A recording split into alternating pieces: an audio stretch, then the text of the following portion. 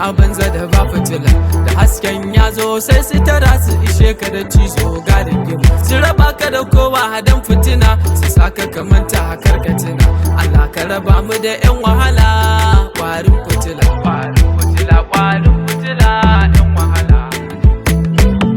Allah ka raba mu da 'yan wahala, kwarin fitila. In baka da dama ba magana sai su maka kallon ko in kula. Idan sa'ayar kan me nasara ba su da komai sai rigima. 'Yan jari hujja 'yan wahala ba su da kirki sai gadala. Wurin su da kai ba alaka bare su yaba ma hazaka. Ba sa nazari balle uziri burin sa a ran su kawai budin. Da ka gansa ana shagali a saka status an kai kyalli. Su sama habibi ko gubbi ko su saka maka mai rigima. Kwarin fitila, kwarin fitila, 'yan wahala.